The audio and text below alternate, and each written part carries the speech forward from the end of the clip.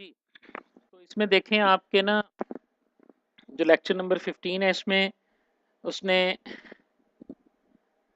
जो स्टेप्स हैं dynamic programming को असल में उसने डिस्कस किया है। इसको तो आप देख लोगे। ये मल्टीप्लिकेशन ऑर्डर उसने बताया है।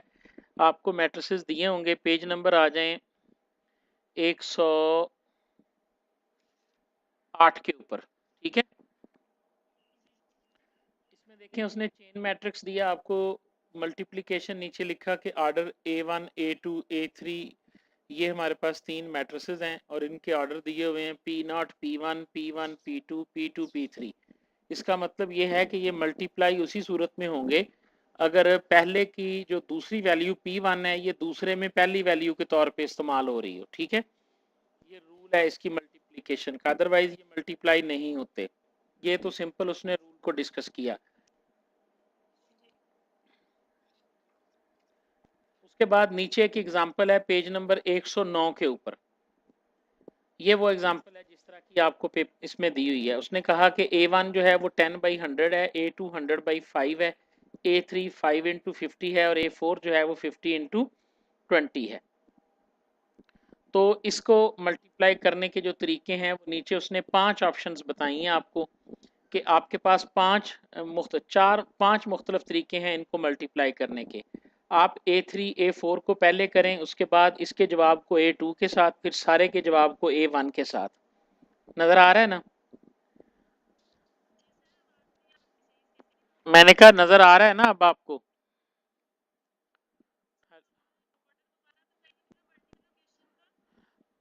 मल्टीप्लिकेशन का ये मैं बता रहा हूँ ना कि ऑर्डर, ये एग्जांपल आपको नजर नहीं आ रही जो उसने लिखी है 100/5 5/50 50/, तो नीचे उसने बताया ना कि आप पांच तरीकों से आप ये मल्टीप्लाई हो सकते हैं। उसकी शर्त पूरी है। देखो A1 के अंदर 10/100 है ना, तो अगला 100/5 है, तो तीसरा 5/50 है, चौथा 50/12 है, तो 50/20 है। इसका मतलब है कि मल्टीप्लाई ये चारों हो सकते हैं।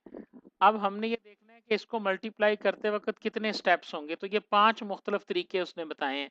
यानी A1 डॉट, पहले आप A3 A4 को मल्टीप्लाई करो, फिर उसके आंसर को A2 से, फिर उसके आंसर को A1 से। एक तरीका ये है। दूसरा तरीका उसने क्या कहा कि A2 और A3 को मल्टीप्लाई करके A4 के साथ कर दें, फिर उसको A1 के साथ कर दें। इसी तरह उसने मुख्तलिफ कम्बिनेशन बनाए हैं, ये जितने पॉसिबल तरीके हैं। और ये देखें ये ट्री बनाया है उसने। इस तरह का ट्री पेपर में आ सकता है जिसकी वैल्यू आपने कैलकुलेट करनी होगी। मसलन A1 है तो A1 क्या 10/100 हो गया। उसके बाद दूसरे स्टेप के ऊपर A2 लिख दिया, तीसरे पे आपने A3 लिख दिया, चौथे पे आपने A4 लिख दिया। ठीक है, जब A3 और A4 मल्टीप्लाई होंगे ना, तो आपके पास क्या कॉस्ट आएगी इसकी? हमारे पास 5 ज़रब 20 का मैट्रिक बनेगा। 50 वाला जो है ना ये खत्म हो जाता है, 5 ज़रब 20 जो आउटर वैल्यूज है ना, इधर है 5 ज़रब 50 और इधर है 50 ज़रब 20, तो 5 ज़रब 20 का मैट्रिक्स हमारे पास रह जाएगा। ठीक है, फिर हम इसको मल्टीप्लाई करेंगे जब 2 को और 3 को, तो देखो 100 × 5 एंड 5 × 20, तो हमारे पास रह जाएगा 100 × 20। फिर हम 100 × 20 को 10/100 से मल्टीप्लाई करेंगे, तो ये 10 × 20 का मैट्रिक्स हमारे पास रह जाएगा। राइट साइड पे उसने वैल्यू देखो बनाई है कि 10 को आप 100 से मल्टीप्लाई करोगे, जितनी भी वैल्यूज है ना तीनों को मल्टीप्लाई कर दिया। 10 × 100/20 ये 20,000 है, 10 × 5/20 ये और ये टोटल कॉस्ट 35,000 इसकी बनती है अगर आप इसको मल्टीप्लाई करते हो यूजिंग ब्रूट फोर्स एल्गोरिदम। हाँ जी, समझ आ गई इसकी?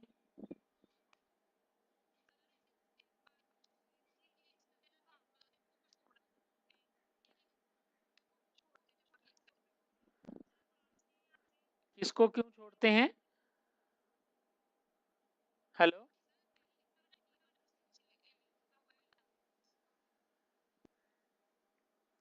हाँ जी,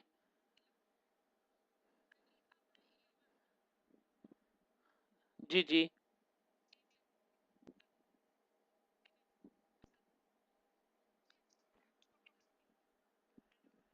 छोड़ते नहीं हैं। जब आप दो मैट्रिसेस को मल्टीप्लाई करते हो ना, A3 को A4 के साथ मल्टीप्लाई करते हो, तो इसका इसका जो हमारे पास ऑर्डर है वो 5 इंटू 50 है, इसका 50 इंटू 20 है। तो मल्टीप्लाई होने के बाद जो मैट्रिक्स आएगा उसका ऑर्डर क्या बनना होता है, उसका ऑर्डर 5 इंटू 20 बनेगा।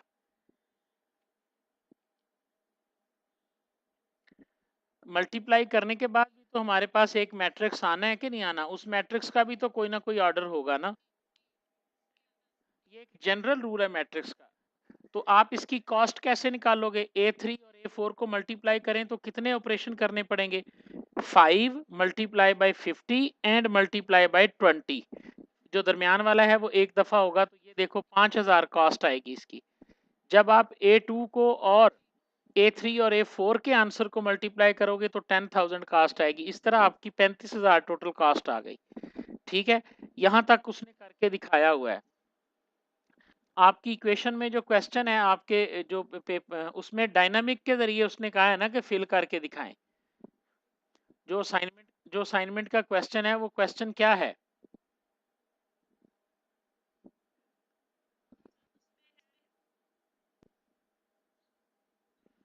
हाँ जी,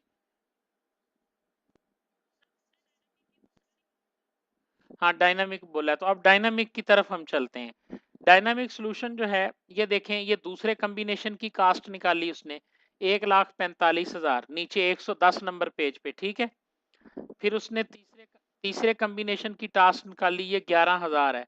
उसके बाद चौथे की निकाली तो ये कितनी है, 85,000। ठीक है, तो अब आप 111 नंबर पेज पे देखें, उसने पांचवें की भी कास्ट निकाली, तो उसने एग्जैक्टली चेन मैट्रिक्स की कास्ट का एक टेबल बनाया है 111 के ऊपर।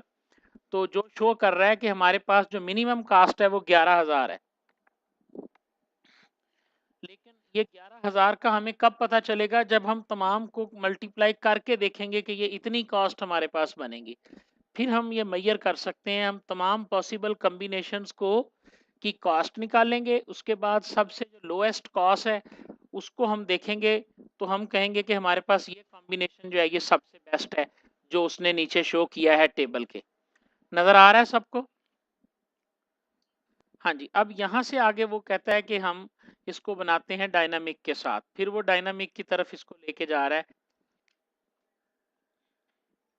ये प्रूफ है इसका, इसकी हमें समझने की जरूरत नहीं है। लेक्चर नंबर 16 शुरू हो गया, डायनामिक प्रोग्रामिंग और चेन मैट्रिक्स।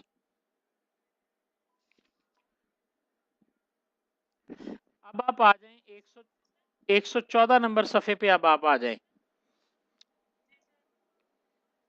114 नंबर पेज के ऊपर।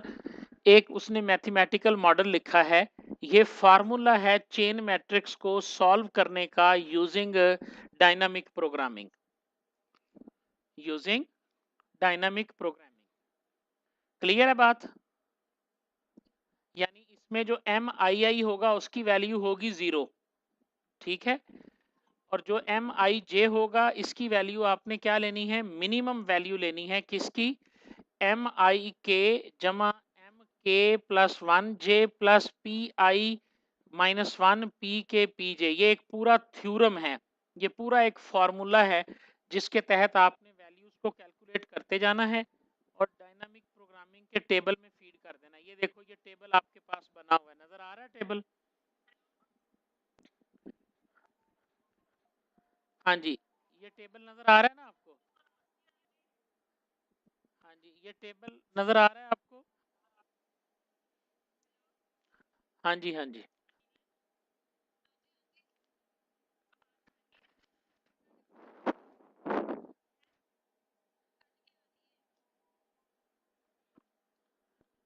हाँ जी। अब आप देखें डायनामिक प्रोग्रामिंग सॉल्यूशन, यहाँ से आपकी एग्जांपल शुरू होती है, नजर आ रहा है आपको?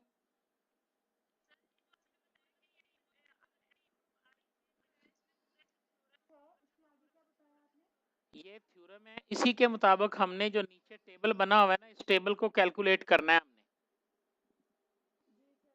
अब ये टेबल इसी तरह आपने बना लेना है। आपके पास अगर 4 हैं तो ये 4 बाई 4 का बनेगा, अगर 5 मैट्रिक्स हैं तो 5 बाई 5 का बनेगा। ठीक है, अब अनिला इसमें कोई लंबी चौड़ी बात नहीं है, ये एग्जाम्पल आपके सामने मौजूद है, इसी एग्जाम्पल को हमने सॉल्व करना है आपके पास भी इसी तरह की एग्जांपल है, सिर्फ फर्क उसमें ये है कि ये नीचे जो ऑर्डर है ये डिफरेंट है। सबसे पहले इसमें से आप P0, P1, P2, P3 और P4 मालूम करें। P0 आपका 10 है, P1 100 है, P2 जो है ये 5 है, यानी हर जो आपके पास मैट्रिक्स है ना, उसका उसकी जो पहली वैल्यू है ऑर्डर की वो आपके पास P बन जाएगी। तो ये P0 हो गया 10, P1 हो गया 100, P2 हो गया 5, P3 हो गया 50 और आखिरी मैट्रिक्स की आपने आखिरी वैल्यू भी लेनी है तो P4 हो गया हमारे पास 20। ठीक है जी। अब हमने 4x4 का एक कॉलम बना टेबल बना लिया। टेबल में हमने वैल्यूज इस तरह लगा दी, देखो जरा M11, M12, M13, M14।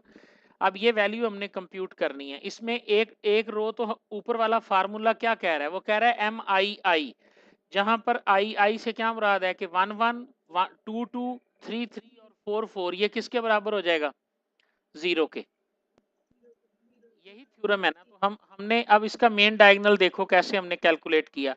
ये मेन डायगोनल में चूंकि सारी वैल्यूज 0 होंगी तो इसलिए 11 भी 0, 22 भी 0, 33 भी 0 और 44 भी 0 हो गया। ठीक। अब हम 1, 2, 2, 3 और 3, 4 को कैलकुलेट करते हैं, यानी पहले आपने नीचे वाला डायगोनल फिर उसके ऊपर वाली तीन वैल्यूज को इस्तेमाल करना है आपने। 1, 2 को, 2, 3 को और 3, इन तीनों का फार्मूला नीचे हमने लगाया। ये देखो जरा फार्मूला क्या है, MIJ बराबर है मिनिमम ऑफ MIK और MK+1J और PI-1 PK PJ। अब ये जो 1 और 2 है ना, इसमें जरा ध्यान से पढ़ लो कि I क्या है और J क्या है और K क्या है। हाँ जी, नजर आ रहा है आपको। अब जरा नीचे आओ, ये देखो तीसरी लाइन में देखो, पहली मिन में उसने IJ एक फार्मूला लिखा जो ऊपर मैंने बताया, दूसरे में उसने I की जगह 1 लिख दिया, J की जगह क्या लिख दिया, 2 लिख दिया। तो अब आप जरा नीचे वैल्यू को पुट करके देखें, M1 की जगह 1 आ गया, K जो है ये किसके बराबर होता है, जरा पढ़ो। K हमेशा या 1 होगा या 1 से बड़ा होगा, लेकिन J से हमेशा छोटा होगा। तो सुनो जरा, J यहां पर 2 है, ठीक है, और K की वैल्यू 1 या 1 से बड़ी और 2 से छोटी, तो क्या बचता है दरमियान में, 1 ही बचता है ना फिर। तो इसलिए M1 K की वैल्यू 1 हो गई, आगे K+1 इसकी जगह 2 आ गया और 2 का 2 लिखा गया। अब आगे PI-1, I इसमें हमारे पास क्या है, 0 है, I 1 है तो 1 माइनस 1 निकाला तो P 0 बना, P1 बना और P2 बना।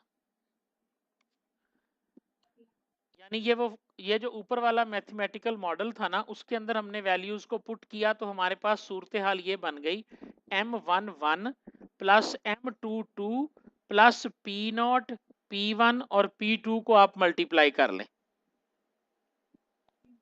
हाँ जी, तो P0 की वैल्यू 10 है, P1 की वैल्यू 100 है, P2 की वैल्यू 5 है, तो 10 जमा 100 जमा 5। अब नीचे आओ जरा, इससे नीचे वाली लाइन में उसने वैल्यू रख दीजिए। M12 किसके बराबर होगा, मिन के अंदर जब उसने वैल्यू को कैलकुलेट किया तो चूंकि एक ही वैल्यू है इसके अंदर मिन के अंदर, आप देखो एक ही इक्वेशन बन रही है, 1 1, कोई कॉमा तो कोई नहीं है ना, तो ये इसको जब ज़रब दिया तो 5000 के बराबर आ गया, तो 1 व 2 जो है ये 5000 आ गया। और 1 2 में हमने k की वैल्यू क्या रखी थी, 1 थी ना, तो नीचे आपने एक k इज इक्वल टू 1 लिख दिया। क्लियर है।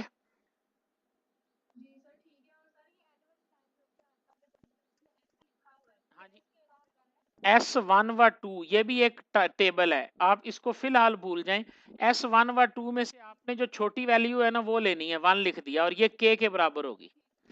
अब आगे देखो, नहीं, हाँ जी वो बात की बात है, पहले इसको देखो, m तक देखो आप। अब देखो 1 और 2, 2 और 3 में हमने फिर उसी तरह I की वैल्यू क्या हो गई 2, J की वैल्यू होगी 3 और K की वैल्यू क्या हो सकती है इसके अंदर 2 होगी। क्योंकि 2 से 3 तक तो जाना है, तो या के की वैल्यू 2 हो सकती है, लेकिन 3 से छोटी रहनी है तो इसका मतलब 2 ही होगी, ठीक है। इसमें जब वैल्यूज को पुट अप किया तो हमारे पास ये वैल्यू 25,000 आ गई। अब ये जो आपने टेबल ड्रॉ किया वहां 25,000 लिख दो। फिर इसी तरह आपने 3 और 4 को कंप्यूट कर लिया, इसकी वैल्यू 5,000 आ गई। फिर रह गए ऊपर वाले दो, 1 3 और 2 4। अब ये जो 1 3 और 2 4 है ना, यहाँ आपके पास दो वैल्यू पैदा होगी, ध्यान रखना जरा यहाँ पे। क्योंकि हमने 1 3, तो इसका कॉम्बिनेशन क्या है, पहले 1 व 2 कॉमा 1 व 3। समझ आ रही है ना, क्योंकि 1 से लेकर हमने 3 तक जाना है ना, तो हम पहले k को 1 रखेंगे, फिर k की वैल्यू को हम 2 रखेंगे, तो इस तरह आपके पास ये दो वैल्यूज जनरेट होंगी। ये देखें, दो वैल्यूज जनरेट हुई, और ये आपने इसमें से मिनिमम वैल्यू ली, एक 75,000 बन रही है, एक 2500 बन रही है, हमने इसमें से 2500 को लेना है। इस वैल्यू को देख लें उसने किस तरह से पुटअप किया है, यानी कंप्यूटिंग 1 व 3 की जो तीसरी लाइन है ना, इसको जरा पढ़ें, तीसरी लाइन को पहले दूसरी को पढ़ें। हमने i को 1 रख लिया, j को 3 रख लिया। जब हमने इसके ऊपर min का फंक्शन लगाया तो k में क्या वैल्यू आ गई, 1 से लेकर 3 तक, 1 से लेकर, तो इसका मतलब क्या है कि यहाँ k की वैल्यू चेंज होगी, ठीक है। तो अब देखो जरा, पहले min में k की वैल्यू 1 है पहले वाले फंक्शन में, दूसरे min में k की वैल्यू 2 है। देख रहे हो ना, min m11 प्लस m23, फिर आगे कॉमा आया, कॉमे के बाद फिर जब m1 आया तो आगे k की जगह क्या लिखा उसने, 2, क्योंकि k ने 1 से i से शुरू होकर j से कम तक जाना है। हाँ जी स्मेरा, इस बात की समझ आ गई है। ओके, ये दो वैल्यूज हो गई। अब आपके पास आखिरी रह गया 2 व 4। इसके अंदर जो वैल्यूज पैदा हुई हैं वो भी 2 हैं और वो 15,000 है। इस तरह 1 4 को जब आपने कैलकुलेट किया, इसके अंदर आपके पास 3 वैल्यूज होंगी। क्यों भला, 1 से 1 तक, 1 से 2 तक, 1 से 3 तक, तो k ने 1 2 3 वैल्यूज में डिवाइड होना है। समझ आ रही है ना।